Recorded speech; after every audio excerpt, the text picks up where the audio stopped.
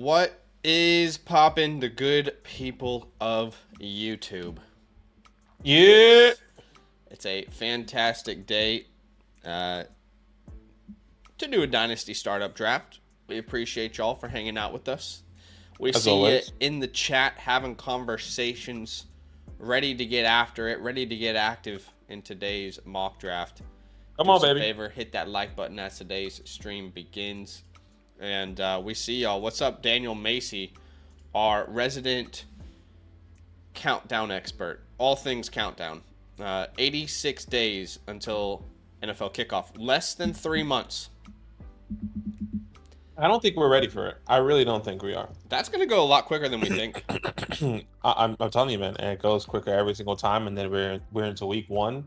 No, we're into week one, and then it's week 12, and we're like, I wish it was week one again. Yes. We take it for granted every single time. Mm-hmm. So just enjoy it. Take it day by day. Look around a little bit. Enjoy the reports that are coming out. Maybe think about going to a game this year. If you're out there, go to a game for Zach and I. If you're a Washington Commanders fan or a Chiefs fan and you live around the stadium, go to a game and be you know what? I'm doing this for us. If certain events transpire, we might be able to go to a preseason game. If certain events transpire. I guess it depends on the preseason game that we go to. Yeah. Which, if you think about it, that's not really not really exciting because those teams don't have players. Yeah. Anyways. What's up, people? We see in the chat. What's up, Henry? He says, smash that like. Joel says, Tyrone getting first team reps. Should love to see it. I haven't seen that report yet. Y'all know I love me some Tyrone. That was one of my favorite sleepers coming into this class. My question is that because Devin Singletary is absent or out with an injury? Can you find that out for me, Badaki, as I keep going? What's up, Timeless? I'll tell y'all that here in a second. What's up? Rioza says, do girls even mess with a guy that dabbles with a little bit of Dontavion Wicks? I mean, I think they mess with him. I think they mess with him hardcore.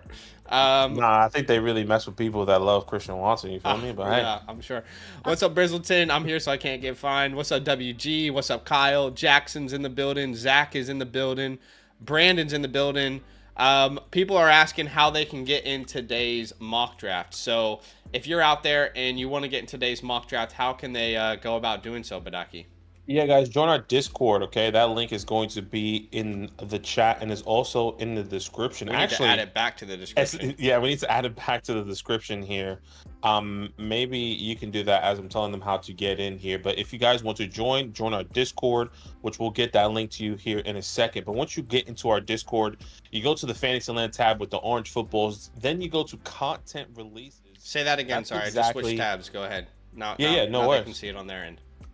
Go to the Fantasyland tab with the orange footballs on the left side of your screen. Go to content releases, and that's how you can join our Discord and our mock draft each and every time here.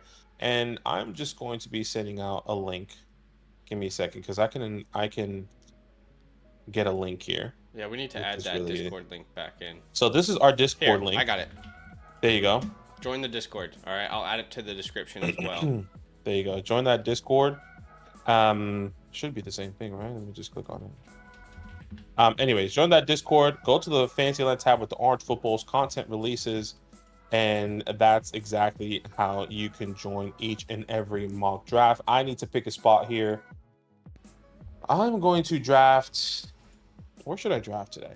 Yeah, I decided to hit the 12 spot and see. I'll do. You know the vibes. Let's do 8 here. I'll go with the 108. All right, that link is going out here in 3, 2, 1. There you go. So it is first come, first serve, and we'll see how this thing fills up here.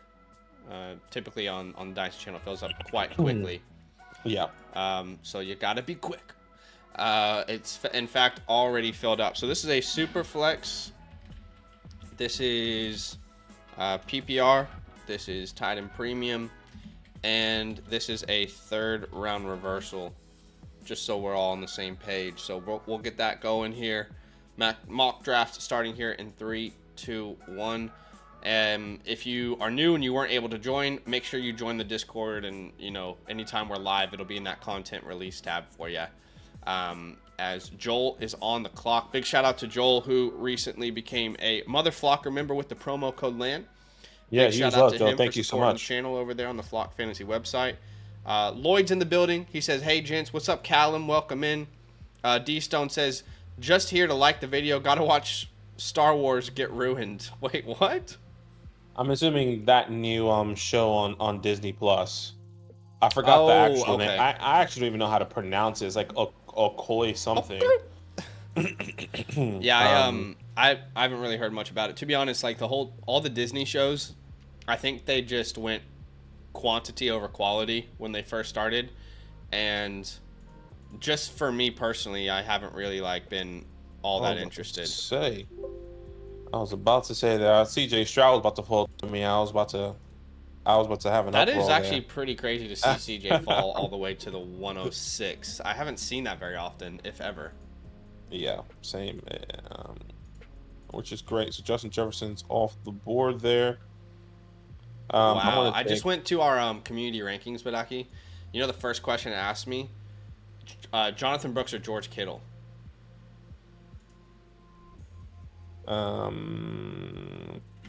Jonathan Brooks. I think so too, right? I guess it depends on the premium. I guess it depends on the premium and how you feel about George Kittle and how longer he has. Yeah, that was. I just went straight to the rankings to look up my own rankings, and I saw that, and I was like, "Oh wow, that's a tough one." You're on the clock here. You go, Joe Burrow. What the hell? He's available that late? Yeah, I mean, he fell to me there. So my QB6, or sorry, my QB5. Damn.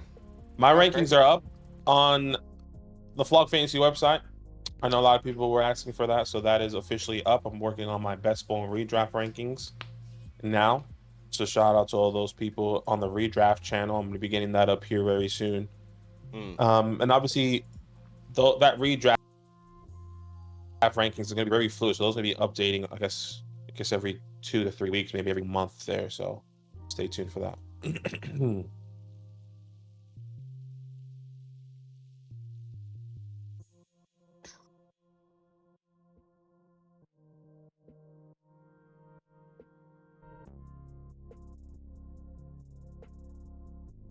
All right, Jamar Chase, CeeDee Lamb, and Anthony Richardson. Now Zach is on the.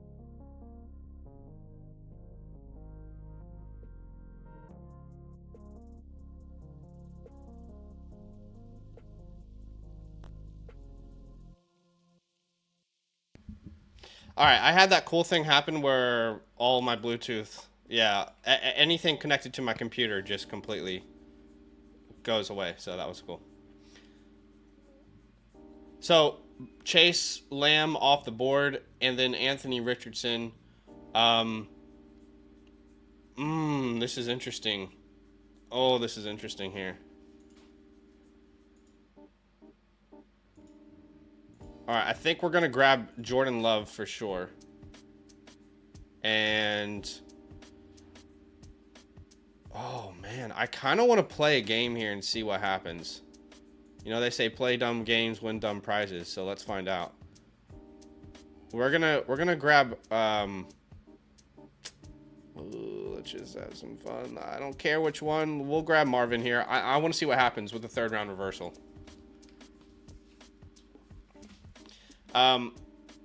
This is tight end premium, Henry. I agree. Liam Stroud falling that far is crazy. The hate for Burrow is real. I seen him go in the 9th round. That's crazy. Liam says Burrow fell to me at the 201 last week. That is wild. What's up, Sean? Welcome in. As Kyler and Amon-Ra go off the board. Glory just donated a super chat. Says, please respond on Discord, Badaki. I liked the video.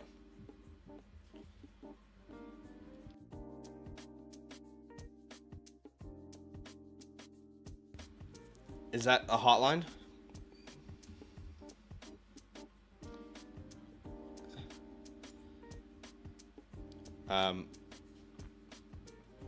Do you already have a DM set up with us as a member? Let us know what you mean by that, brother. As Amon-Ra goes off the board, Puka Nacua goes off the board. Apparently, Badaki is muted. Okay, give me a second. I love when my computer just shits itself. That's so fun. Okay. Go ahead and talk for us. Hello, hello, Okay, hello. yeah, Can you he's hear me? back. Can you hear me? Yeah, I don't have messages from Glory. I mean, is he somebody else? I don't. It's about Pitts Powers. Yeah, you're the low boy. Okay, yeah. Just give me It's kind of hard to have conversations and then be on a live stream. So I would just say, first of all, thank you for the super chat. Yeah. But You're I would about like to make to a pick focus. here. Yeah, I need to make a pick here. I think there's a clear answer. Okay. Oh, wow. I just I didn't. thought I Bijan just. at the... That was crazy he fell that far. I just didn't have the time to think about it when all that was happening. Glory, I promise you we will reply though. I promise you. Just might not be like right here right now just because we're trying to entertain the stream and also make, you know, our picks as well. But we appreciate you big time, my man. I promise we will get back to you though. Yeah. By the way, Joel says, Badaki, I think your dynasty rankings are a little whack. I saw Mechie in the top 30. I think that's a glitch because I was just about to ask you, my rankings, like for example, it says I have Anthony Richardson as my QB8 and he's not my QB8. And I go to the back end and look at my rankings to see where he's at, and he's in the proper ranking. So I'm gonna press publish again, even though I didn't change anything. And then yeah, you might need to but like know about that. On my side of the screen here as well, when I go and look at the top 30 rankings, John Mechie is not there. Can you see John Mechie on your side? Like if you were to go to my rankings? Your rankings, wide receivers. Well. So I wonder if that's just like a. Let me see. Yeah, like for me, I don't see John Mechie as my as anywhere in the top 30. I don't see Mechie anywhere in the top 30 on my end for your. Maybe rankings. just refresh on your side. He's the wide receiver 97 in your rankings when I'm looking. Yeah. So I would say just refresh on that end because. Yeah. Oh shit! I'm on the clock. Oh dang it! Reversal. I was playing the game. I was hoping Jaden Daniels was gonna fall to me, and he just doesn't. Barely. Oh, that is sad. I should have took Justin Herbert. That's where I should have went. Oh man, I was really wanting Jaden Daniels there. Freaking hand the man. You're killing me, dog. He stole my fucking flow. All right. I mean, I still got a choice between Trevor and Brock. I think those are two pretty good options there. Man, there's another name here though that is just. We're gonna say fuck it. We're grabbing Malik Neighbors here. Yeah. I had him on my queue. I was like, maybe he'll fall to me there. Oh, I just couldn't pass on Malik there. Like, think about if you and I probably would not send the 103 for Trevor Lawrence or Brock Purdy, and that's kind of where Malik Neighbors is going in rookie draft. So, yeah. Catching up with the chat here. We appreciate everybody hanging out with us. Do us a favor, hit that like button. Simple way for you to help this channel grow. We do have a like goal of 70 likes today. I think we're about 20 or so off from that, so we're very close. Yep. What's up, Brizzleton? Sitting here and forgot this was playing on my phone. What's up, man? D Stone says, would I be crazy to take Caleb over Justin Jefferson in my startup? I'm a Bears fan. It's a move you would make out of your own fandom, and typically that's the wrong move in Dynasty. But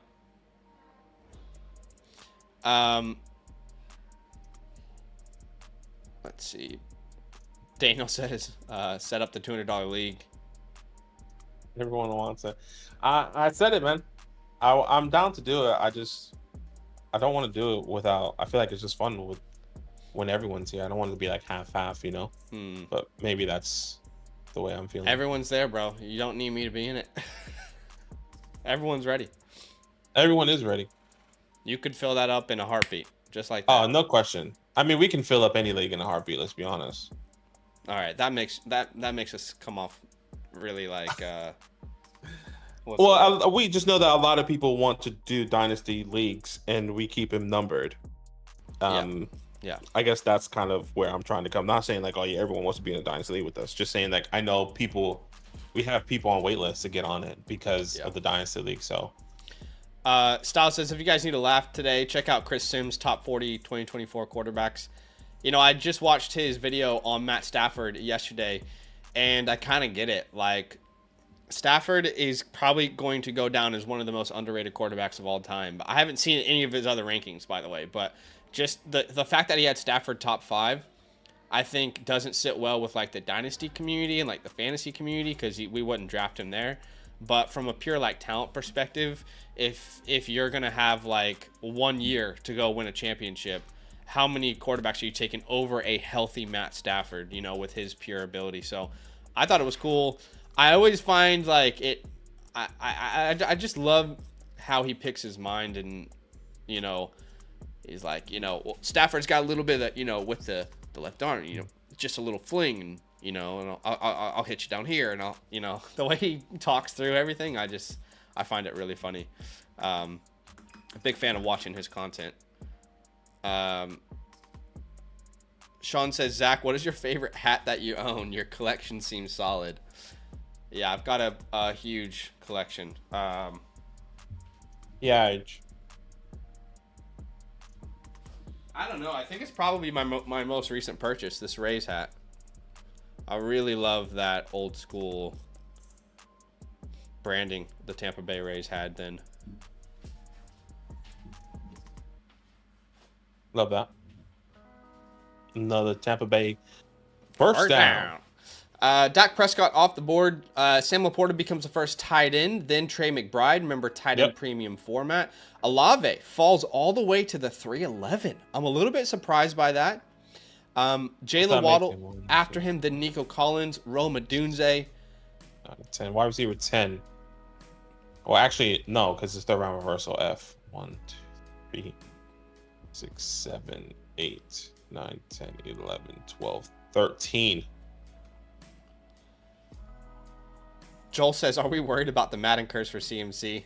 Adds a new dimension, doesn't it? Oh, man. I think people are going crazy on it on Twitter for sure. Are a little bit concerned about the CMC. I thought it was funny. Jason from the Footballers said, oh, this changes everything. Yeah, no question. Yeah. Joe says, Stafford has always been underrated. Sean likes the colorway. Henry says, if someone could create a new kind of league where the mid of one quarterback in Superflex, that would be great. Quarterbacks go to the one quarterback, but too high in Superflex. I don't know a way around that, because the Superflex spot gives you the option to play any position. So I don't know what the middle would be there. Brandon says he's still down. You got people in, man. You got people in. People are in. People are definitely in. But we appreciate y'all for joining us. There was a rumor going around that Jordan Love signed a 4-year contract. I don't know if anyone saw that. I'm wondering how true or not true that may or may not be. But I'm not sure if anyone else has seen that rumor. I haven't seen that rumor, no. It was from like one of those sports pages that's like specifically like covering the NFC East, so I'm not sure. A lot of those pages just engagement farm. I think what I've heard was that like there are talks of him getting a contract, or like restructuring his contract and getting a contract extension. That's what I saw, but I haven't heard the. Well, this is the last year of his deal, so I'm sure they have plans to have him with them long term after what we saw yesterday, or last year, excuse me. As Travis Etienne goes off the board at the 406, DJ Moore at the 405, Pittman at the 404, Smith at the 403, Jared Goff goes at the 407. Can I go on a little rant just quickly? I hate the new X Twitter. Like, I really miss what Twitter used to be, because everyone's intentions now around what they post seems so like skewed, in my opinion. Just like in every sphere of life, whatever you do on Twitter, it feels like, for the most part, there are some people who have stayed genuine, but for the most part, it just feels like people skewed their content towards like the fact that you can now get monetized on Twitter. And I just feel like there's more disinformation on Twitter than there's ever been. I don't know. Just a rant. I would say, hate it. yeah, I know. I definitely think that's the case. But I think if I'm somebody that is big, like for example, if I had 150 plus thousand people on Twitter, I'm going to use that to my advantage to make some money. Now, that is annoying. That is, it's like clickbaity and disinformation. Sure, that's fair. But like, I guess, those people built their platform on Twitter and wasn't getting anything from it, and now they have an opportunity to make money from it. So I don't know. I think it's a balance. I can see their perspective, and I see your perspective. Like, shit, if I had 150 followers, I'll make money. 150. I mean, 150,000. Sorry, a lot of people have a lot of freaking followers. I don't know, man. Like, would you really want your income to be based around like that kind of? I'm sitting here waiting for myself to be on the clock, and I am on the clock. Freaking dumbass. All right, I love Tank Dell here. Love Tank Dell there. I'll take him at the 412. And to start 5 wide receivers, I might lean towards hitting this wide receiver room again. Although it is a tight end premium, and those guys are getting thin. Let's have a look at Zach's tight end rankings here for a second. Okay, yeah, it would be Marky Mark. We'll grab Marky Mark here. 501 tight end premium. I'm liking this build so far. He's liking it. He's loving it. They go Zaza off the board. Yeah, I like Zay too there. Can't trust anything on X with their sources. That's true, Joel. Joe says trade CMC high while you can. The Madden curse is real. Brizzleton says love getting that contract soon, but not yet. I agree. I guess was it technically real? Because I think Patrick Mahomes finished at QB1 when him and Tom was on. So I mean, is it broken or is it not for quarterbacks? Correct me if I'm wrong. I could be wrong. I'm pretty sure he was like still top 3, and him and Tom Brady was on there. The last time I remember. Well, who was on it last year? Who was on it the year before? CBS just released a article called "Does the Madden Curse Exist?" A look back. So let's have a look. So 2020. Oh wow, they're going all the way back. Eddie George in 2001. He got injured, cursed. Dante Culpepper, cursed. Rams Marshall Faulk, cursed. A verdict, cursed. Michael Vick, the Madden cover forced him to put dogs against each other, cursed. Ray Lewis, I mean, we all know what he did off the field, cursed. Even though it says not cursed. Donovan McNabb, cursed. I guess because this is when he started to go downhill. Sean Alexander, cursed. Titans Vince Young, after his offensive rookie of the year, he went completely downhill through 17 interceptions. Cursed. Brett Favre. And then he had to leave the Packers. Cursed. Larry Fitzgerald, half cursed, apparently. Drew Brees in 2011. He threw a career-high 22 interceptions. Cursed. Peyton Hillis, one-year wonder. Cursed. Calvin Johnson, not cursed. Adrian Peterson, half cursed. Let's see. Okay, so 2018 was Tom Brady. He still was good. Antonio Brown, he fell apart. Pat Mahomes in 2020, you're right, not cursed. So we've been on a recent run of a lot of not cursed. Yeah, I mean, the last couple of years has been okay. So, I mean, there could be an opportunity for you guys to take chances on the CMC still. Yeah. Obviously, this is a joke, but Ryan says Musk got him. I know. I know he did. We got him. We fucking got him. DK Metcalf, that play I really like. We got him. I am starting to really come around on DK Metcalf a little bit. Where does he currently rank for you at the moment? I'm still looking at my rankings, and it's still all out of whack. So I have to go to the back. I have to go to the back end. Thinking about this Grubb offense, I've got DK up at wide receiver 21. Just what I've realized is my Dynasty rankings, and we talked about this on today's video, they get better once I start preparing for the redraft season, because there are actual, in my redraft rankings, there are actual projections to every name. It's through, it's not like we just write it down on a piece of paper and just switch them till we're happy. It's through a projection model, and you start to really picture out what you anticipate each player doing statistically, which obviously will impact their dynasty rankings. And I think we're going to see a pretty good year from DK Metcalf. I've got him up at wide receiver 21. Yeah, he's my wide receiver 22 right now. So we're pretty on par there when it comes down to DK. Let me just see what the front end says of where DK is on the screen, because we're definitely going to have to talk to the devs about that. Yeah, I sent him a message after the stream. Oh, it's 22, so it's reflected here.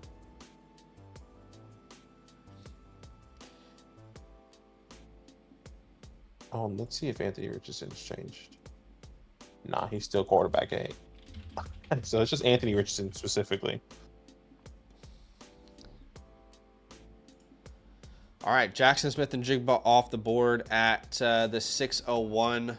Ethan says, where do you have JSN out of curiosity? Love JSN. I got him ranked around wide receiver 28.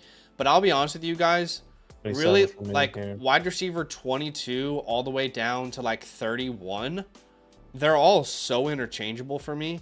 I don't really think the rankings of these players actually matter. I just think they're all in a group for me. Your Brian Thomases, your T. Higgins, Smiths, Addisons, Pickens, Lads, JSN, Rashee Rice, Worthy, Reeds. I think they're all, in my opinion, they should all be bucketed in the same territory. Sure. So I don't think the ranking in particular matters so much. And I think this year, more than any other year, rookies that are incoming have really impacted dynasty rankings. So like a player that was wide receiver 22 before the draft could easily be wide receiver 30, and they haven't lost value. It's just because there are so many wide receivers that have come in and impacted rankings that it feels like they've lost value, but they really haven't. It's just you're fitting all these young, exciting players in as well. Okay, so I'm glad I went Mark Andrews at the 501 because we've got Kelsey, Hawkinson, and Bowers off the board. Yeah, I was hoping Bowers was about to fall to me right there. I was getting excited. I was going to take him. Yeah. And the man doubles up on tight end, by the way. I really liked his start up until the double tight end. I get a tight end premium, though, so I could be overthinking it. Pickens at the 605. I like that pick. You go Jonathan Brooks at the 608. Yeah. A little rookie fever here. 2 back-to-back rookies. Jordan Addison off the board.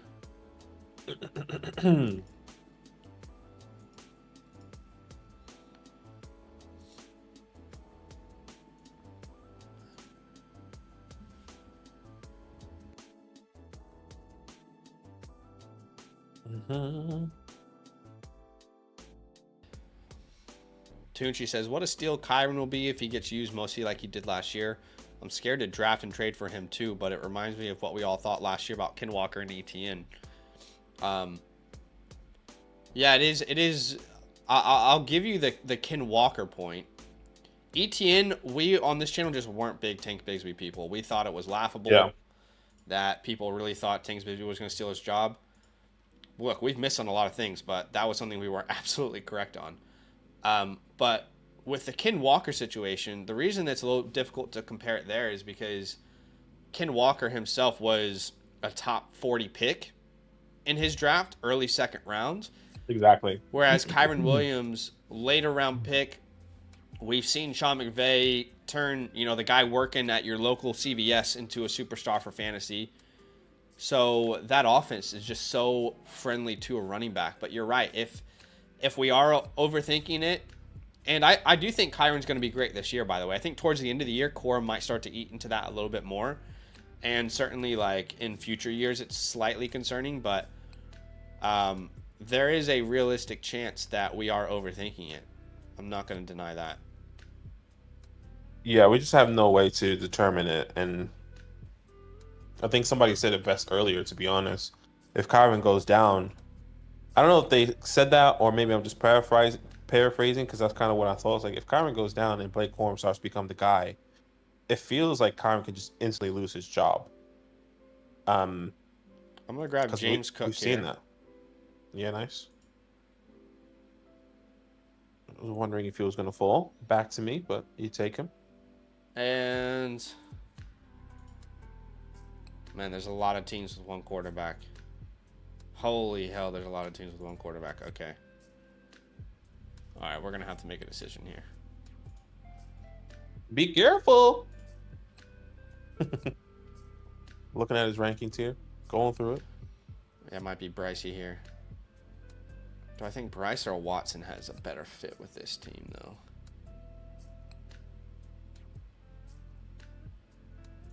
We're going to bet on the breakout. Welcome, Bryce.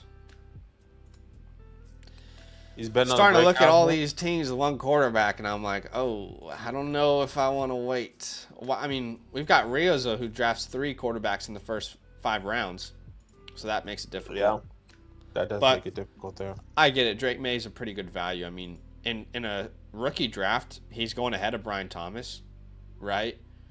So I get it. That's a good value there. Tough from a team construction for him, as Rice is his number 1 wide receiver, but I get the value. Yeah, I completely agree. Let's see where I can go here next. A couple different options. Hunter says, I don't like the Seattle wide receivers in general. It's the same as the Packers wide receivers. I like to target one of them lower ranked ones. Wicks and JSN are my 2 targets for those teams. Yeah, no, I agree. Jason's just... Jason and Wicks, though, are 2 different worlds of ADP, so... But I guess I get the sentiment for sure. Even if it's only 1 point tight end premium, those receivers in that range would get double. Well, I don't know that it gets much higher than 1 full point premium for a tight end premium. I mean, what kind of leagues are you guys playing in? Most leagues, I would say, are 0.5 point premium. What? And for tight end, for what? Well, Hannah is making it sound like 1 point is like standard. I feel like half a point is standard for a premium, but I could it be definitely wrong. feels like half a point is standard. I could be missing the next revolution, where 1 point becomes standard. The revolution. I want to go continue with this rookie fever here. Let's go Brooks and Benson. Yeah, I like that. Yeah, I think it's pretty rare when you see like a full point premium or 2 point premium. And that's why I always say if it's a half point tight end premium, for me personally, it doesn't necessarily move the needle too much.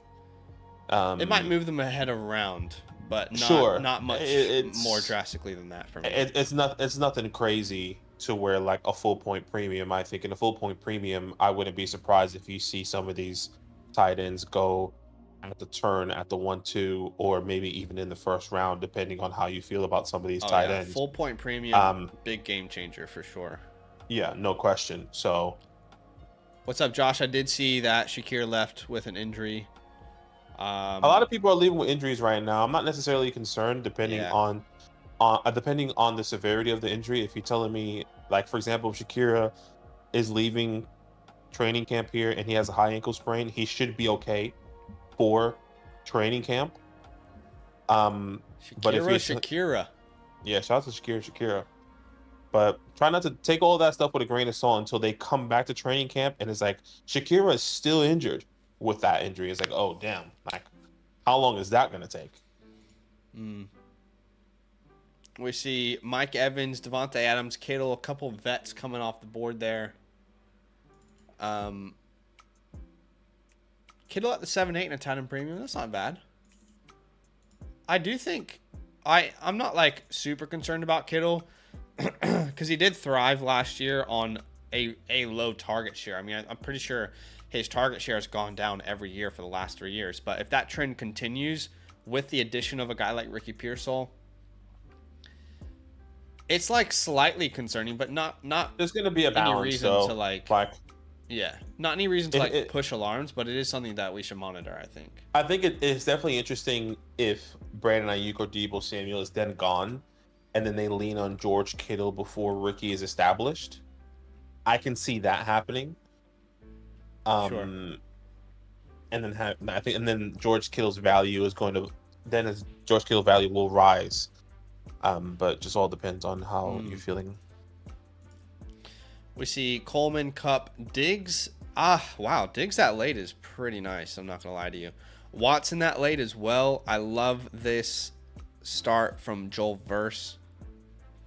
Big fan.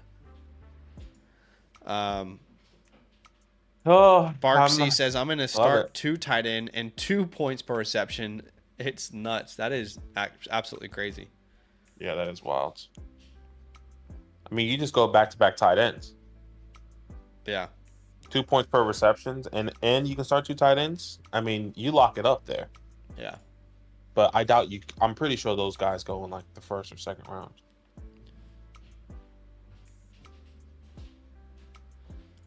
Sean says, the more optimism around Theo Johnson now that Waller's retiring. Oh, no question. No question. I think he is a more, I'm not going to say athletic, but I think that's a type of prototypical build that I think Brian Dable is going to want to use. Right? Especially with how athletic he is and how big he is. He's a threat down the middle of the field there. So it's going to be interesting to see how he gets utilized. Some big things for Theo, I think, coming this year, potentially. Yeah, I don't have very high expectations. I think he'll have like a pretty forgettable rookie year, but there's obviously a chance that he breaks out because of the situation around him. But yeah, it's definitely like a fun long-term play. The issue with guys like Theo Johnson is kind of similar to Bellinger, like similar draft capital. Are you easily replaceable? I'm not saying he is easily replaceable, but he could be. I don't know. No, for sure. I think he is definitely easily replaceable, depending on how he performs this year. I think that's what we saw. Liam says, can I ask why you guys are so high on Benson despite his major vision issues? And seems like he almost always tends to bounce it out no matter what. I just don't agree. I've seen this narrative out there. I think if the NFL saw it as well, he would have fallen to like the 4th or 5th round. But there are people that I respect in the industry who have said that from the games that I've watched. And of course, we're not able to watch every single game on every single prospect. I did not see some glaring vision issues personally. I mean, the game versus Virginia Tech, I thought he actually was quite impressive. I thought he had great vision behind the line of scrimmage. He can be a little bit too impatient at times. But at the same time, his offensive line wasn't really setting him up all that often. I mean, you go back and watch the LSU game, the first game of the year, his offensive line was absolutely cheeks. But, yeah, Virginia Tech game, the game versus Clemson, I was pretty impressed by his vision. I'm not going to say it's like the best in the class by any means, but I wouldn't say it was, in my evaluation, it was like a huge glaring weakness that I was concerned about. Yeah, I would agree. I don't think it's a glaring weakness. And if that is the case, and what you kind of mentioned, that he tends to bounce it out no matter what, I think when he does bounce it out, he can utilize that speed. Sometimes having that speed and then bouncing it out is also helpful. Now that's gonna definitely be corrected in the league. Because I think they're going to be wanting to do that, which you saw. I think James Conner is a really good running in between the tackles type of running back. Wow. And maybe that can help him. That value for Bo Nix is crazy. Sorry. Yeah. No, that's good. Help him coming into this year. So I'm not necessarily concerned about Trey Benson in those visions. Problems. No, I mean, I honestly think like Brooks, his vision is pretty good, Jonathan Brooks's, but I don't feel like Benson's vision, like when I think about the last 3 classes we've scouted, it doesn't stand out as like a huge red flag for me. I'm trying to think of who had terrible vision like recently. I'm trying. Obviously, Trent Richardson is like the goat of that. I guess like the last 2 to 3 years, I'm trying to think of who came in where I was like, bro, this guy is terrible. Like, Tank Bigsby, to an extent, I felt like didn't have the IQ of some of the other guys in that class last year. But like Rashawn Johnson didn't show up that much. I think Tyrion Davis-Price was someone I was concerned about. Yeah. Isaiah Spiller had pretty good vision in 2022. He just wasn't a great athlete, and I think people oversold him. Trey Sermon felt like he was too impatient. Or, sorry, too patient. The opposite of Trey Benson. He would just wait too long, and then nothing would open up. But yeah, he didn't really feel like one of those players to me. Clyde, I thought Clyde had pretty bad vision. Yeah, Clyde was definitely one. Clyde was more of like a pass catching guy though, so the fact that he went into that, yeah, he didn't have the best. He won in the air. All right, so Stevenson off the board, Godwin off the board, and I'm on the clock here. Man, got Slick Ricky right there. I might have to grab Slick Ricky. Okay. And we're going to come back around. And I've been doing this, but I'm going to do it again. I'll grab Michael Penix as my QB3. Huge mistake. Huge mistake. I think in a startup, he's like an ideal QB3 that you can draft later on in the draft.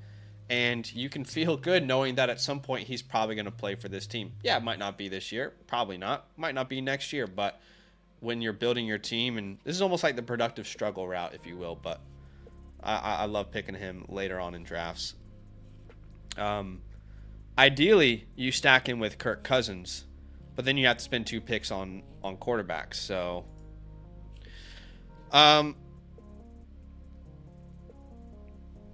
how close are Kittle and Njoku in Dynasty? Pretty close, I'd say. Njoku scares me more when it comes to Deshaun Watson than anything else.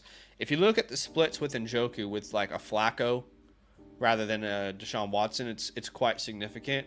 Whereas Amari Cooper is getting fed no matter what. Yeah, I agree. Yes. Okay, it's gonna give it to you. I'm gonna take Jake Ferguson here. Sean says, I'm sure you guys will be on busy during the season, but do y'all ever have videos recapping how different prospects performed during college that week? I'll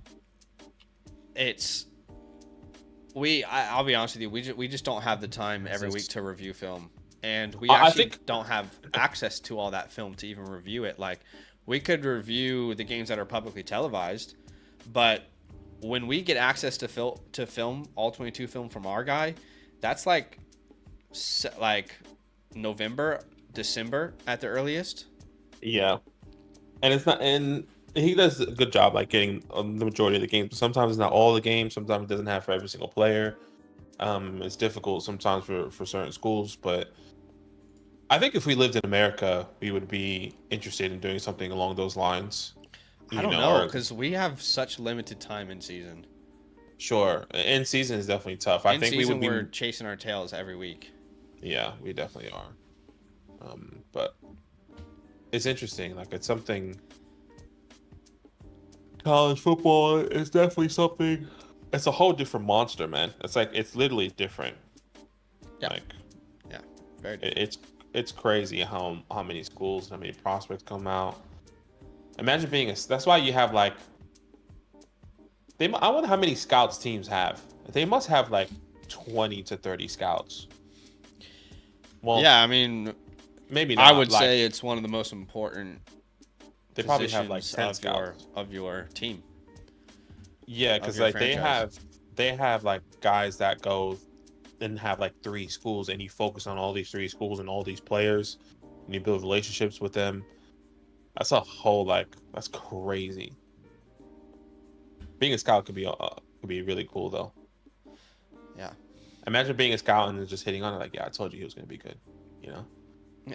Yeah. Like he's a 5th rounder, like he's gonna as well, because a lot of scouts obviously lose their jobs.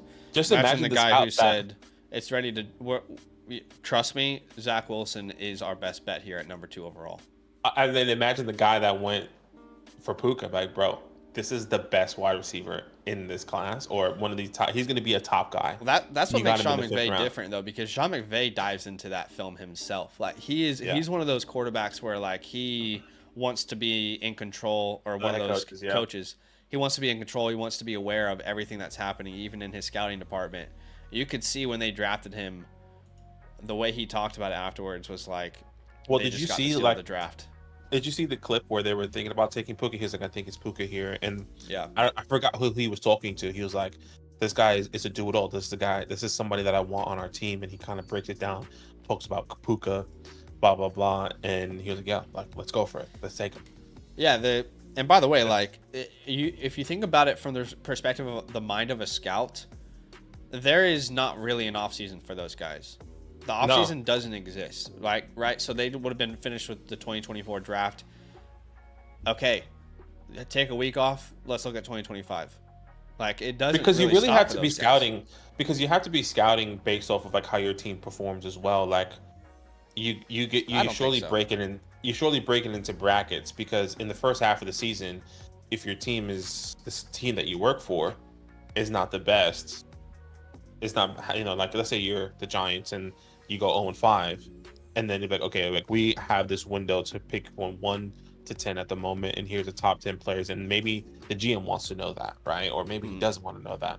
But Yeah, Jeff, I don't think we're insinuating that scouts are in like a head coach or GM's ear saying, trust me, this guy's going to be a superstar.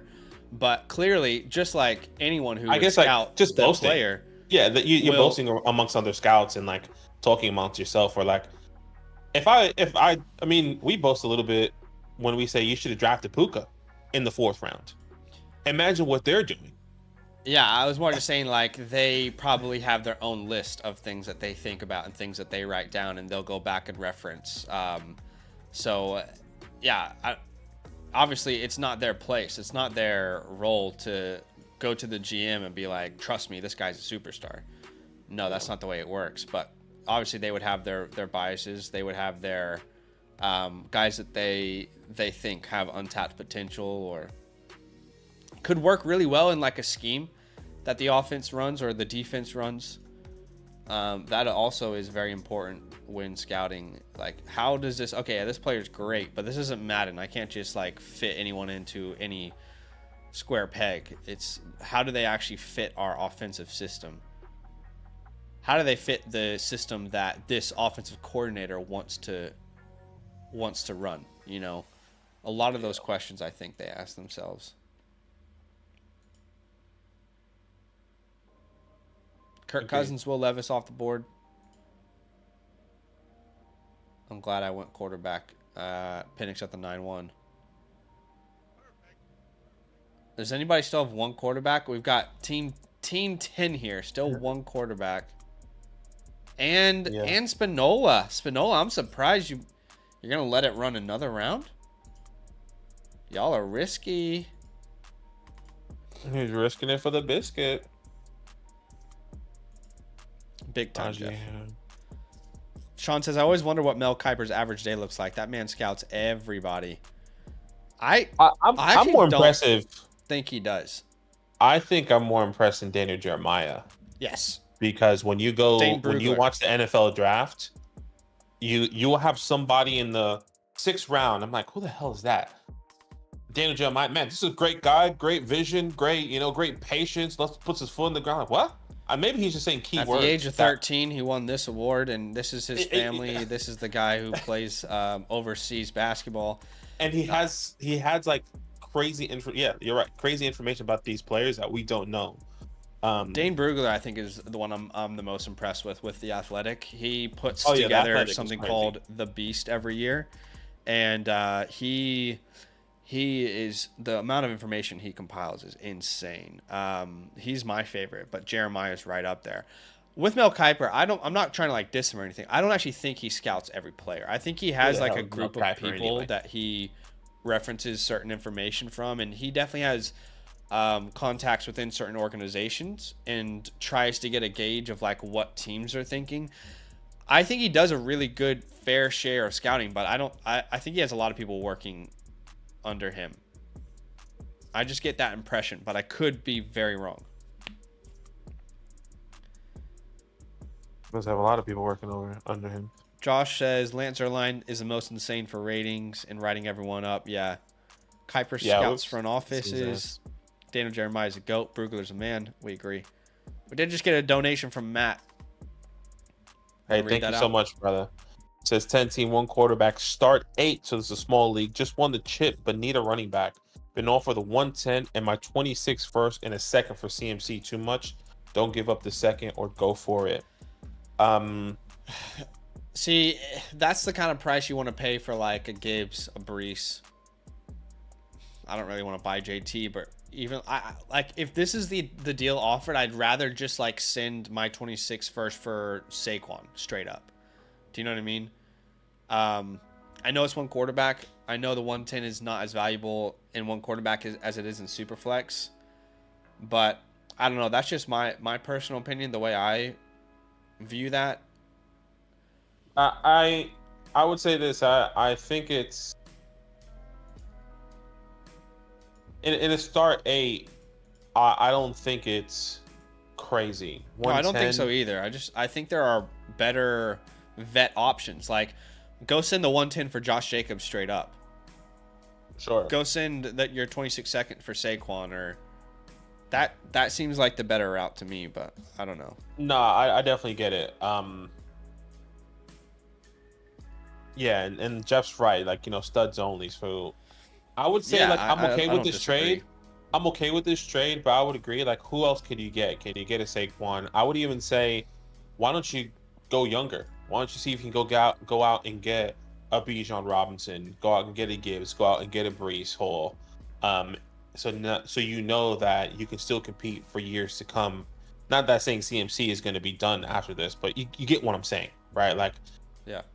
CMC probably has 2 years where we probably can be comfortable saying, Jahmyr Gibbs and Brees Hall has another 4 to 5 years with them getting a second contract. Here's the issue with a guy like Christian McCaffrey, and I bought him in the offseason for a team that I think is going to win the championship this year in a Dynasty League. But here's the issue with guys like McCaffrey, with guys like Devontae Adams, guys like Mike Evans, guys like, name a veteran, right? The issue is DeAndre Hopkins, great example, right? DeAndre Hopkins, top 10 Dynasty wide receiver for years, has a couple down years or like not producing at that elite level. As soon as that happens, your dynasty value is shot into the ground, into oblivion, and it might not even be right. Like Cooper Kupp is probably going to be a top 24 wide receiver this year in fantasy. No one has him anywhere near close to the top 24 of their dynasty rankings. The year that Christian McCaffrey is the RB7 instead of the RB1, it's gone. Look at what happened to Kelsey this year, right? I mean, like, name a vet that like has had an injury concern or was producing top 5 seasons and then it went to top 10 and top 15 instead. That's the issue with buying in on, like, Stephon Diggs just happened, right? I mean, how many years as a top 5 to 10 wide receiver, top 5. Obviously, he got traded, but still, even before the trade, his dynasty value was shot with Buffalo because of the change they made with that OC. So, I don't mind the deal. You just have to recognize that CMC is one of those players where he is on an expiring value at some point. You're giving yourself no room for like a down year and then a bounce back in value. As soon as that down year happens, doesn't matter what he does from then on, the value will be shot. If CMC Badaki is the RB8 on a per game basis this year, where do you rank him in Dynasty next year? Oh yeah, a lot of you drop that. You drop that probably into the second half of those first tier running backs because of the question marks. Quinton going, I was gonna take Quinton. I was like, you know what? I'll see where he falls. He goes next there. So, anyways. Yeah, I took my guy Dontavion Wicks, so no worries in this league. I'm probably gonna win it anyway. He's probably gonna. I mean, Quinton. No, everyone hates him. So I was like, I'll just take him in the 12th or 13th round. I thought people love all these other players, but D-Hop that late's pretty good value too. Thank you so much for the super chat, though, Matt. Hopefully that helps. But yeah, appreciate you, man. Yeah, obviously, like if CMC continues to like just do what he's doing, then the trade will be worth it. But we're not saying that CMC is not going to produce. I think no, he's my RB1 in redraft. We just know that there is that cliff coming here at any point in time, right? And you kind of said it with where would you rank this person? Kind of like what happened with Derrick Henry, the Stephon Diggs. Travis Kelce is a great example. Travis Kelce. That just keeps producing. And last year, everyone was like, don't overthink it. And I didn't have him as tight end 1, but everyone had him as tight end 1 in Dynasty. Don't overthink it. Doesn't matter that he's old. He's going to keep doing it. And then the one year he has a slightly down year, it's like, well, now he's a late 5th, early 6th round pick and a tight end premium. Yeah, so I really blame it on Taylor Swift, but whatever. Yeah. It's her fault. Took his eyes off of football, and then he gets a contract extension, and then he's just going to be a shit tight end. Thanks, Taylor. Bounce back. Watch. Well, that's the issue. Even if he bounces, let's say he finishes the tight end 1 this year, I don't think his Dynasty rankings change. Yeah, maybe. W. Will says your tight end poll was pretty spicy today. If you guys saw that, we basically just said choose one of these tight ends to add to your Dynasty team. Lots of conversations in the chat. Brock Bowers. I'm a little bit surprised that Brock Bowers is so heavily the answer here. The favorite. People. Yeah, I thought that as well. I thought it would be between Mark and Pitts personally. I thought Mark and Pitts would be the answer for people, but very close. Yeah. Like I thought it'd be like 30s across the board for those guys. Generational talent. Charbonnet, Pollard off the board. Aaron Rodgers. Talent. Spinola is still kicking quarterback down the road here. Must be somebody he likes, maybe, unless he's saying F it. he might just. I'll get a quarterback in 2025.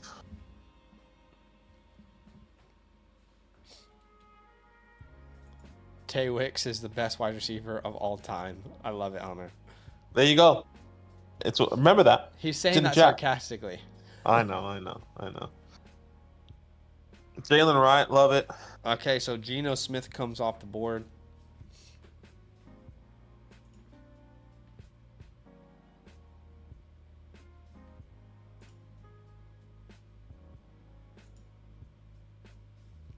Your boy Jerry Jeudy. Wicks. Still here.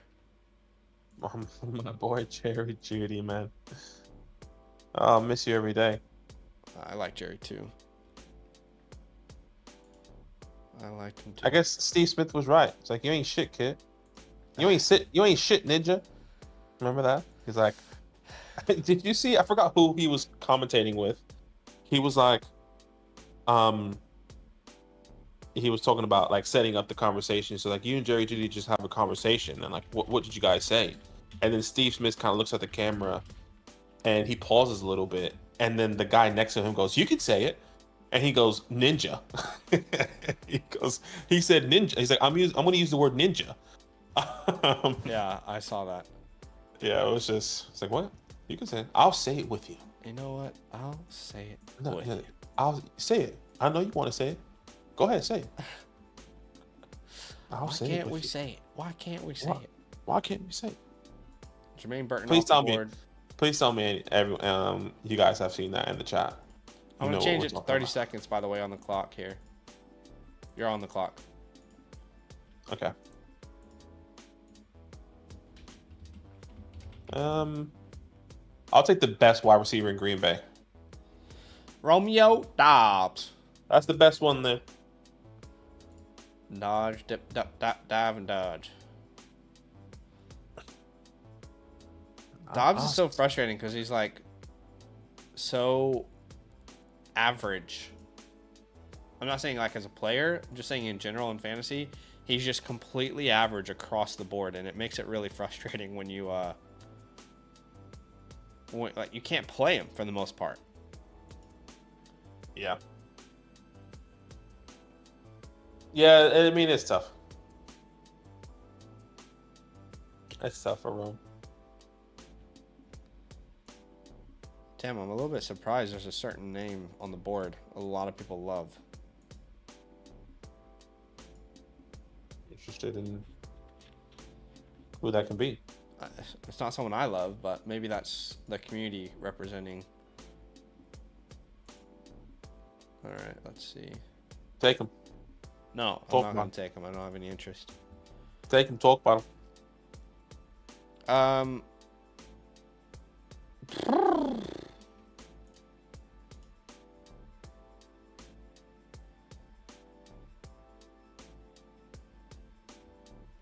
All right, we're going to grab Nick Chubb here.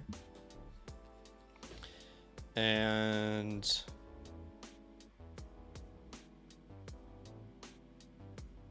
we're also going to grab Raheem Mostert. Raheem the Dream off the board.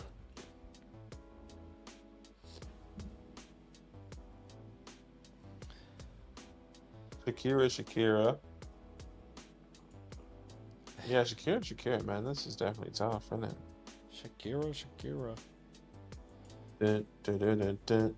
All right, update on our like goal. What was the goal? Talk to me. 70. 70 was the goal. We're at 69, so we're very close. Very close. Do us a favor, hit that like button. Simple way for you to help support the channel.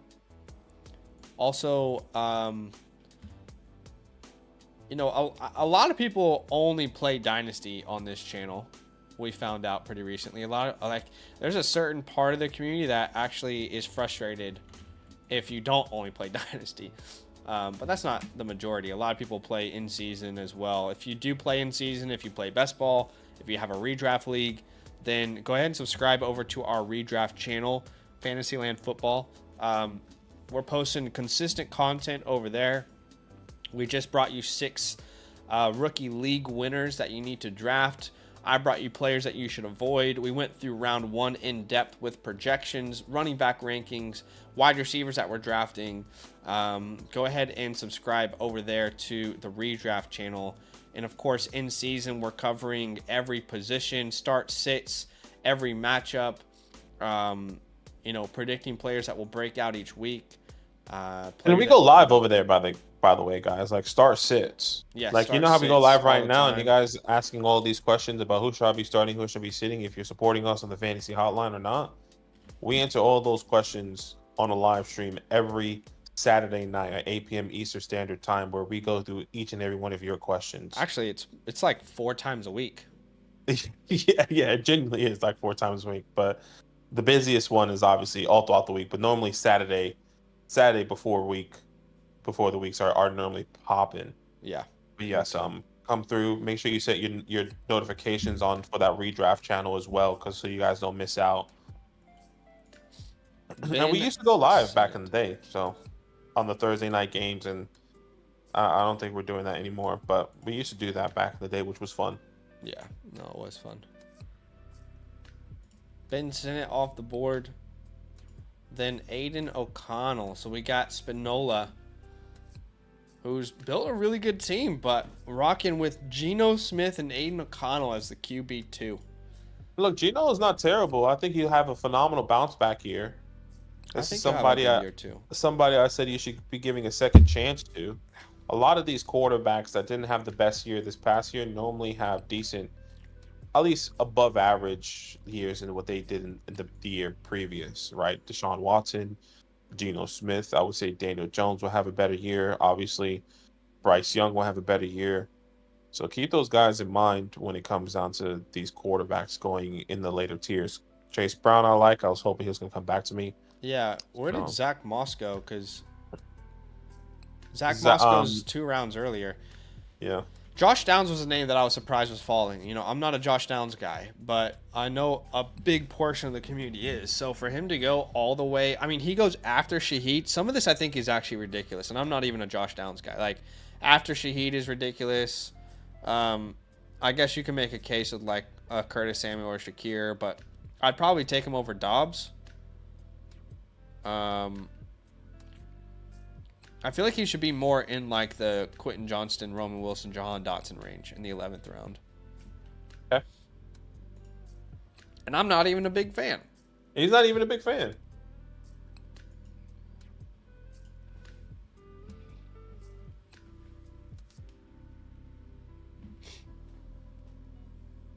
All right, Devin Singletary, Austin Eckler off the board. I was looking at Eckler there.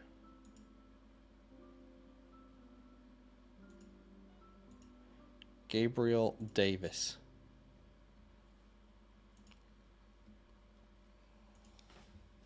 Shakira. Dun, dun, dun, dun, dun.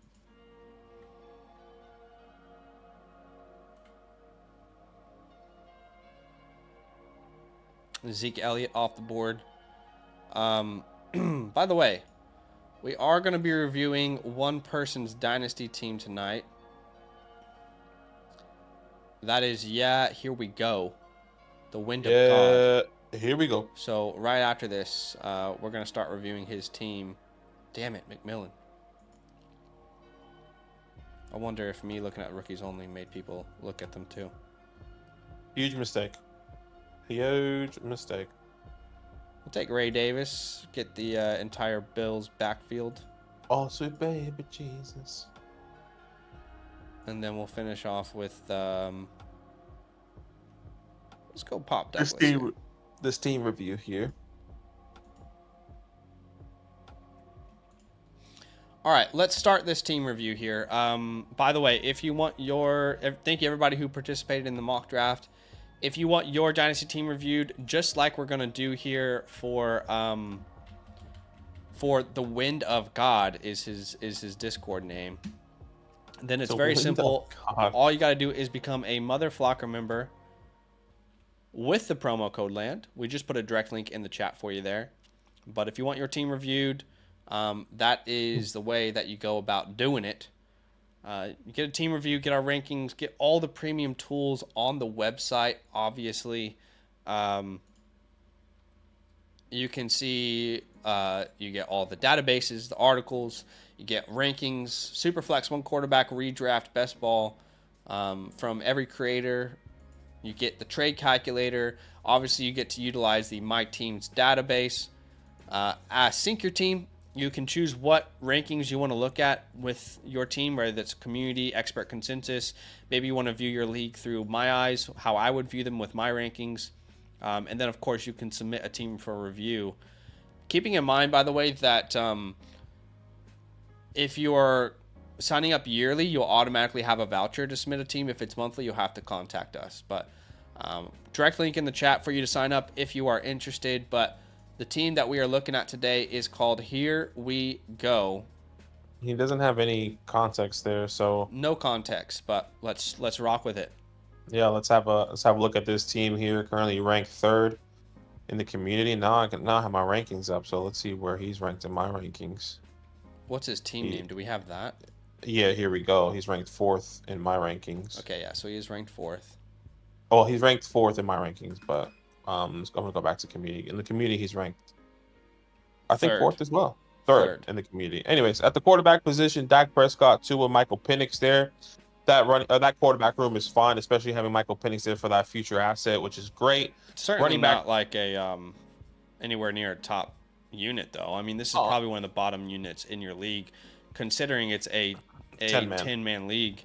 So I don't know. I think it's, considering some of the other league teams, Allen and Stroud, you got someone with Mahomes, Purdy, McCarthy, Burrow, Caleb, Trevor, Lamar, Kyler. Like, I think overall, it's one of the weaker positions in compared to the rest of your league, I'd say. Yeah, it's definitely one of the weaker ones, but it's not something that you're not like. Dak Prescott and Tua is fine. Yeah. I get what you're saying, but I'm not like straining to go out and make a move at the moment. I don't disagree. It's just not one of the top ones in a 10-man league. Yeah, agreed. At the running back position, James Cook, Pacheco, Warren, Tony, Roscoe, and the list goes on there. Kind of same thing, to be honest. Like, not bad. Certainly not one of like the top elite ones in your league. Wide receiver room is where your fortune turns around with Jefferson, Chase, Puka, Hill. Lots of superstars there. Not a lot of depth, though. It is a start 10. So start 10. Yeah. If this is a super flex half PPR, there is a tight end premium as well. Start 10. That's 2 quarterbacks, 2 running backs, probably 2 wide receivers, I'd imagine, 1 tight end. That's 2, 4, 6, 7, maybe 3 flex spots. Yeah. So you can start 5 wide receivers at a time. But you'll probably flex in either Kirk or Pollard or Warren or someone there. And then at tight end, you got Evan Ingram and Jake Ferguson as well as Dalton Schultz. So I don't know, dude. Like, this is outside the wide receiver room. Everything is like pretty average. Average, yeah. Considering this league. We don't have our first round pick in 2025. We do in 2026. Clearly, with the wide receiver room alone, it is half PPR. In a full PPR, you'd be saying, all right, that's probably going to carry you. In a half PPR, it's still going to be very good. You'll probably make the playoffs. I'm just not sure that you have like those elite players outside of the wide receiver room to really win it right now. Yeah, I agree. I wonder where he took Michael Penix in this draft. Because maybe that could have been something else. Like if you actually took him in the early second, or he fell in the middle of the second round, or maybe you took him in the first round. I don't know. Some people were taking Michael Penix in the first round, depending on where you took when you did your rookie drafts. Yeah. So I wonder where Michael Penix was, because maybe that could have been another player. Maybe that's more depth. That could have been hypothetically a Leggett, a Pearsall, maybe one of these running backs. So I'm interested to know where that's at. But I think when it comes down to this team, I'm not necessarily sure you can make moves unless you're just tearing down from Chase and Jefferson. And that's the issue. In a 10-man, we don't really want to tear down from those names. Exactly. But you don't have the draft capital to really do anything else. So I would say this. You don't have your first round pick in 2025, so we are not going to, look at, not that you would even have to, but we're definitely ruling out, in my opinion, the idea of like, all right, let's blow it up. We're definitely not blowing this team up because it's good enough to make the playoffs, and anything can happen in the playoffs. But also, you don't have your first round pick anyway. But let's think about this starting lineup: Dak, Tua, Cook, Pacheco, Jefferson, Chase, Puka, and Hill, and then Ingram. That's still a pretty damn good lineup. But you are like one injury away from one of these players of being in a pretty difficult position. Like if Puka and Dak go down, your season's pretty much toast, and you might have to look at, a 1-year punt at that point. But I think you're definitely getting into the playoffs. Dak is not a sell high. He's going to be a top 10 quarterback this year at minimum. Tua's not a sell high. He's going to get a contract soon. And Penix is certainly someone that you hold. At running back, I don't think I can identify a single sell high. No, you can't. No one here at all actually is a sell high. I would say maybe Rico Dowell if he actually becomes the guy over Zeke, which is really doubtful. But let's say somehow, some point in the season, the first couple weeks, maybe first 8 weeks of the season, he's doing something special. Can you squeeze out a third, or maybe can that even go to a second round pick? I doubt it. But if that is that world that we live in season, I would take advantage of that. Same thing I would say with Warren. Same thing I would say with Pollard. But I'm just trying to move these guys. Names. Yeah, you can exactly. You can get more for those names if they are performing to a high standard or a high level in season. But I might do in a 10-man is use those running backs actually to try and tier up. Like for example, I think we can use Pacheco here if we wanted to. He's a big name. We can also use Warren or Pollard. But let's say Pacheco like plus Tua. Would you do that for like a Jaden Daniels? Or is that asking too little in return? Pacheco and Tua for Jaden Daniels? Yeah, that might be too much.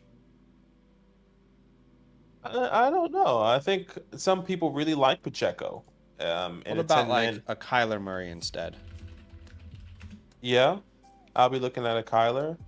So then you can still start in, 10-man league. We want to get, those elite positions. You can still start James Cook and Warren or Pollard, but you've got now Dak and Kyler, and Tua is then an asset that you can move. Or sorry, we used him in the trade, but yeah, I get what you're saying. I think that kind of move might make sense. I don't really want to move these wide receivers because they are kind of like the bread and butter of my team. And they're all young. Like, we can build around these guys for a long time. And at tight end, it's a struggle to move any of those names. But that kind of deal makes a little bit more sense to me than trying to trade the wide receivers or the running backs. Because I don't think you're going to get like a early second for a Warren or a Pollard.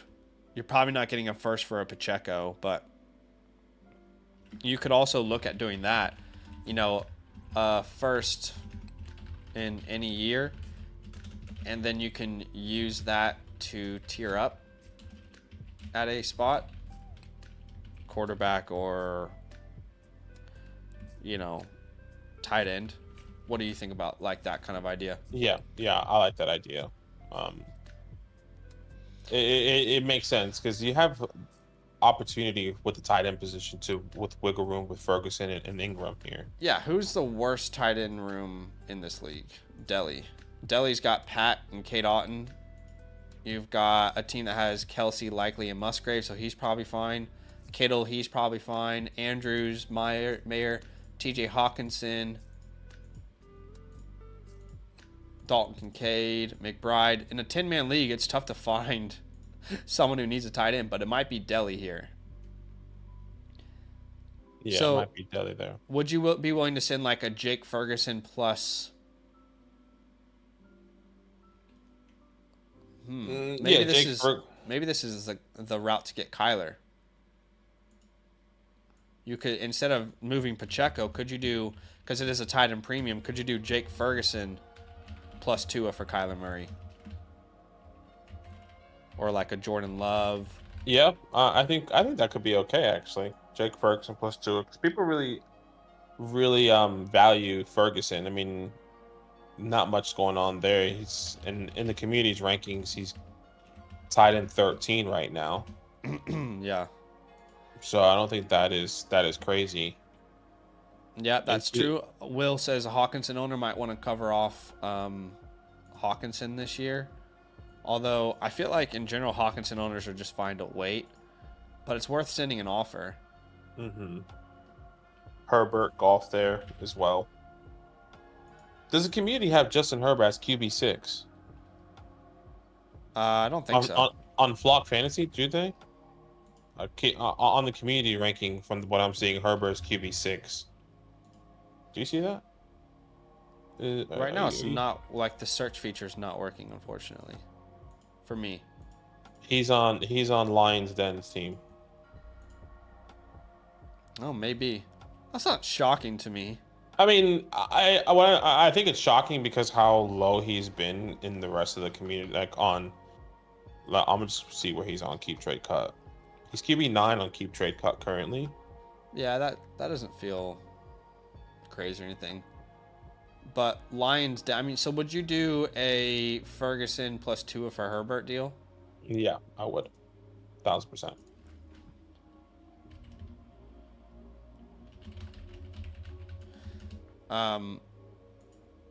Yeah. Who else is on this guy's team though? Let's see.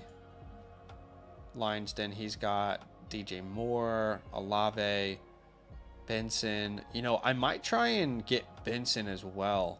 Like, what if we used Jake Ferguson to try and get Trey Benson and then wait on him? That gives you, flexibility to trade any running back and tier up at quarterback or wide receiver. Jake Ferguson for Benson straight up, yeah. In a tight end premium, I think that's not a far off offer. Yeah. Is this a full point and this half point? Okay, yeah. Half point. I'm assuming I think it's the one. That's the kind of route I'd go with this team. Trying to find ways to tier up at quarterback, tier up at tight end. I mean, who's weak at running back? And do they have a tight end that we love? Let's see. Let's see what the running back room looks like here. No, not really. No, not really. Nah. No, No, it's tough when it comes down to that. in a 10-man, you're a little bit limited, I'd say, with some of your options. But overall, I'd say this is a very good team. I'd put you at like a solid B flat if I was to give a grading scale, like a B flat. Okay. I think best move forward is to kind of like consolidate. Again, use certain players to tier up at other positions, because there's really not much else you can do to improve this squad. Yeah, I agree here. And try and keep your capital. I think one thing we would say is don't use that draft capital too much, because you don't have much. Like, don't trade away your 26 first or your 25 second, unless I guess maybe there's a really special deal. But Hey, I would be keeping that. Trevor's in the chat with us. This is his team. Let's give him an opportunity to ask us any questions. I just have to be right back, okay? But you chat to him here on the screen for me. No. What's happening, Trevor? He says, I'm the owner of this team. Sorry for no context. Wide receivers are full PPR. Only running backs are half PPR. Okay. So you have, it's tiered based then. Right. So running backs half PPR, wide receivers full PPR, and then tight end is 1.5 because of the half point premium, which is fair. So let us know if you have any other questions. I wish I could switch the screen here for you to kind of give you some suggestions on or to give you an update on what we did, but I'll kind of break it down for you here, just reading it off. We were basically talking about maybe in-season selling Rico Dow for any third or second in any year, maybe sending Pacheco for a first round, any first, and using that to tier up at the quarterback and tight end position. I'm assuming you're a Cowboys fan because of that. Because of the here we go. So Dak Prescott may be somebody that you really want to keep.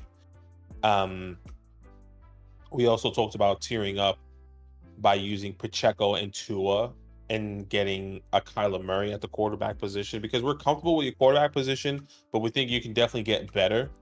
Same thing by using Jake Ferguson, since this is a tight end premium of trying to sell one of these tight ends that you have multiple of, and Jake Ferguson and Tua for Kyler or Justin Herbert. I think we would be really excited doing something along those lines. I think I would rather do Jake Ferguson and Tua, keep Pacheco, and use Jake Ferguson and Tua to tier up at the quarterback position rather than selling one of your running backs there. And then selling maybe, if that doesn't work out, Jake Ferguson for Benson, and then giving you the flexibility to tier up once again at the wide receiver or quarterback position there. But once again, let us know if you have any questions. It says 1 quarterback, 2 running back. So this is a 1 quarterback league. Oh no, 1 super flex. Okay, sorry. 1 quarterback, 2 running backs, 3 wide receivers. 3 wide receivers, 2 flex, 1 tight end. Yeah, and we kind of put that up there. Basically the similar route there. What we had: 2 quarterbacks, 2 running backs, 2 wide receivers, and 3 flex. So you just add that flex to the wide receiver position there. But let us know if you have any other questions or anything that you kind of want us to hit on. We basically said your team is probably a B flat. We think that this team can definitely compete, but it's not the strongest team. Obviously, your strongest room is the wide receiver room with Jefferson, Chase, Puka, Hill. But yeah, let us know. Let us know if you have any other questions. We did say like your running back room is not the strongest. Obviously, and maybe trying to sell some of these guys high in season, like we said. So would Tyreek Hill be worth moving? I think since this is such a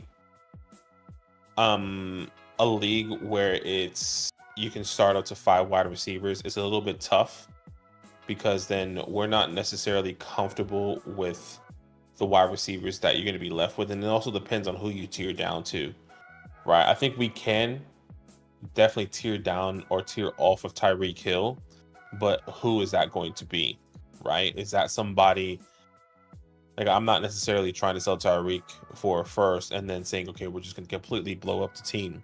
One thing we did say at the start of the stream is like, this team is ready to compete. We're not going to blow it up. We're just trying to pivot and move in different directions to see how we can make this team a little bit better. When you start up to 5 wide receivers, we always say that because we like to start wide receivers at the flex position. So starting 3 wide receivers and then 2 flex. That means 5. So Jefferson, Chase, Puka, Hill, and then Christian Kirk as your flex. With some of these guys that we do like. We like Curtis Samuel coming into this year and see what he could be doing. We like Brandon Cooks coming into this year because a lot of people, you saw Brandon Cooks in the second half of that season last year, can definitely have a good outcome here. So there's definitely opportunity. So I would personally be keeping Tyreek Hill. Once again, I think you can move him, but the bigger question is, who do you want to move him for? You know, because if you're telling me you're just going to be pivoting to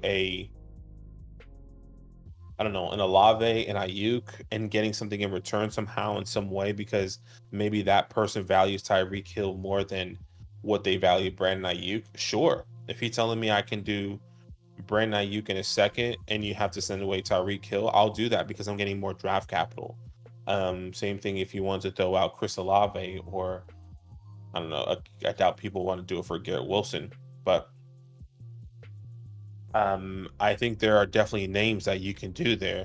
And Zach's in the chat said Drake London plus a second Tyreek Hill isn't a bad idea to go ahead on the curve. Yeah, I think there are definitely names that you can definitely pivot to. Just depends on what that looks like and what you can do there. Huh?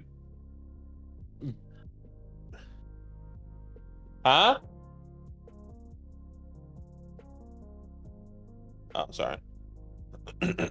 So I think that is something that is a couple of moves that you can make, because we're definitely willing to tear off of Hill, but it all depends on the right move. Don't just sell Tyreek Hill for first and then blow it up, unless that's something that you want to do.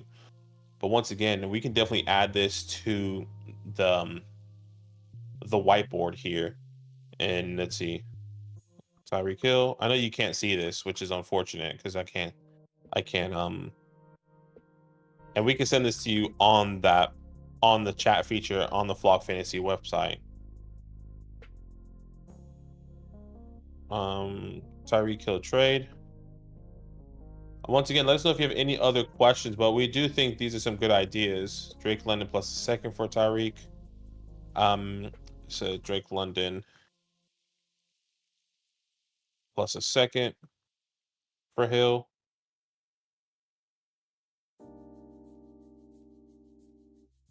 I'm just writing this down on the whiteboard that we're going to send to you here.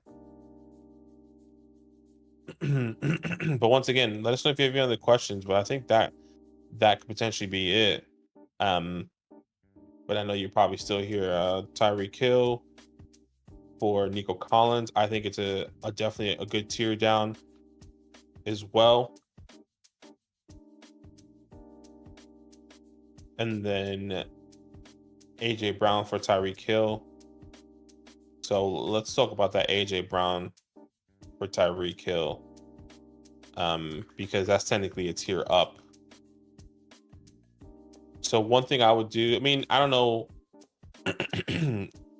For me, I'm willing to do one of these lower tier guys, maybe like Rico. I'm happy to do, or like Malik Washington. I don't think there's going to be that much of an ad that I'm willing to do, or a third round pick. I'm just going to put Tyreek Hill for a third. See if that can get it done, or any of those lower tier names. He said, do you think Lance would be fantasy relevant if Dak goes down? I think there is a very small window if that is the case. I don't think, look, that would be a fairy tale story for Trey Lance believers. I'll tell you that right now, Trevor, because so many people love Trey Lance, loved Trey Lance coming out, and the fact that he went to the 49ers and what he could have done there. But I think a lot is going against him, and it just feels very unlikely that he's going to be successful if Dak Prescott goes down. Now, that would, once again, it could be amazing, but if you're holding on to Trey Lance, just because I think he is definitely droppable. I mean, I'm pretty sure we brought out a video a couple weeks ago, people that you can drop and just move on from. And Trey Lance, I'm pretty sure, was on that list, or maybe it wasn't that video, but the video before. That is something that you can definitely do. So I'm willing to move on from Trey Lance. Now, I would say this: if he's not if there's somebody off on the waiver wires that, like, I don't know, for some reason Tyrone Tracy's on the waiver wires, this is start 10, right? If Tyrone Tracy's on the waiver wires, or like a Theo Johnson is on the waiver wires, or one of these rookie names that may not sound sexy but has opportunities, I would be okay to drop. Was like Zach said, since Trey Lance is the backup, I'm okay to keep him. But if there's a better opportunity out there, like if we're in week 1 and the waiver wires hit, and we have the next Puka on the waiver wires, Trey Lance is somebody I could potentially be dropping. Now, is that the order that I'll be doing that? No, because I'll do Hassan Haskins. Sorry, that's not your team there. I'll be doing like Rasheen Ali or Alec Pierce first. That I would personally be dropping over Trey Lance, but just depends on how you feel about him. Just depends on how you feel and what that looks like for you in your league. Because I think there are definitely a couple of different ways that you can go, but once again, that's a little bit tougher of a breakdown there. But thank you so much for the support. Once again, I guess you can answer keep asking questions, because Zach is still not here, and we can continue to give you some more insight here once Zach does come back. So if you do have any other questions there, Trevor, or anything that you want to be asking, or any trade offers that you do have, for Trevor specifically, that's in your inbox right now that you're willing to do, I'm happy to do it. I guess what I can ask you here, Trevor, is where do you draft Michael Penix? And where's that first round pick of yours? And what did you trade? What did you send away? Or what did you receive? Excuse me, because it looks like Cap, which is team, he's the 5th overall team here, as your first round pick. So I wonder what you traded that first round pick for, and where you drafted Michael Penix. Because one thing that we did say earlier on this live stream was like, I wonder where you drafted Michael Penix, because did you take Michael Penix in a spot where there were some good wide receivers available, like a Leggett, like a Pearsall? Was Jonathan Brooks potentially available there? Because we've seen Jonathan Brooks go from the 109 to like the 202 in a Superflex league, in a Superflex 10-man league. That's a little bit different. So I wonder where you potentially drafted him. I like the Penix pick though, personally. You picked Penix at the 209. Okay. 207, I think that's 207, excuse me. So that's really the 205 in a 10-man league, which isn't terrible. No, he's saying the 207 in his draft. But yeah, would be the so that's actually later. Yeah, okay, never mind. But yeah, I would keep Lance on the team. There's no reason to get rid of him. I just like, if Dak goes down, you might as well have the guy to cover him. He said, I did the startup draft last year. I made a draft day trade to acquire Chase and Jefferson. Can't blame you there then. But yeah, look, I think you're a very good team. You know, we did talk about a couple options. We'll send you a screenshot of this. I think you are like 2 moves away where you tier up at certain positions from really being like a real contender for the championship. You're definitely making the playoffs right now, but obviously we want to win the whole thing. So, I mean, does that mean we give Evan Ingram and Pollard and try and get McBride, for example? You know, just like as an example, like these are the kind of trade ups you're trying to do. But Ingram could lead tight ends in targets again this year, so you don't necessarily need to focus on that. I like Jake Ferguson as a trade piece. I like Warren, Pollard as trade pieces, and obviously attaching Tua to one of those as well. But you're in a position where you're going to win a lot of games. You're going to win right now for sure. It's just a couple small little moves that you can make where you can tier up and, you know, maximize the ceiling of your team moving forward. But very good team. Like I said, overall, I'd give you a B grade, a solid B. You're only a couple moves away from being, you know, B plus A territory.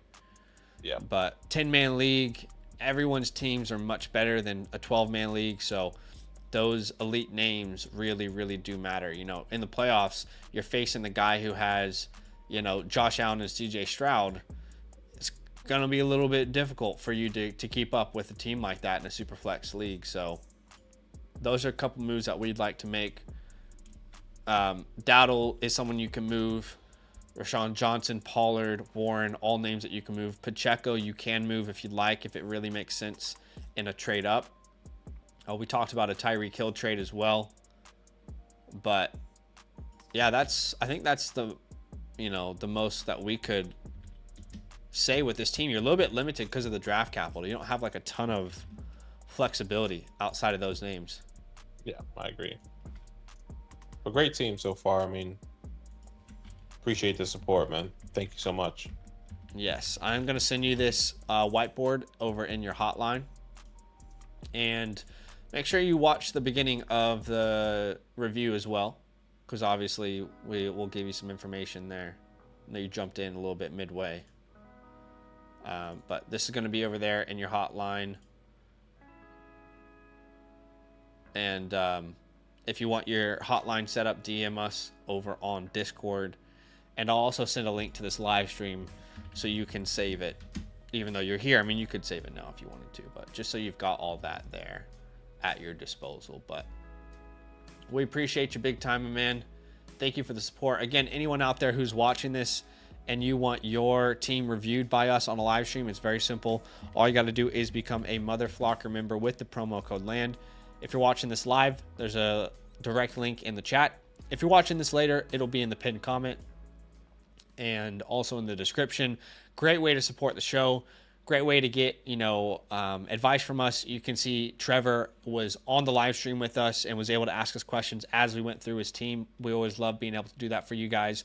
You get our rankings, all the databases, all the premium tools that the site offers. So consider supporting the show and obviously getting some help in return. But Trevor says, first Dynasty team ever. Thanks for the insight. Of course, man. No worries, man. I would say this is not a team that like I'm necessarily sending like another first round pick away to improve. I think you should be careful getting rid of all your first, but anytime you can get Chase and Jefferson, you got to do that. So that makes a lot of sense, but yeah. We appreciate y'all. Thanks for watching. Hit the like button. Like we said earlier, make sure you go subscribe to our redraft channel if you have yet to do so. We got videos popping out over there. 2 channels simultaneously doing their thing. Tomorrow night we'll be live on the redraft channel. I'll put a link there in the chat for you to go subscribe over there. And we appreciate you. Love. See you soon.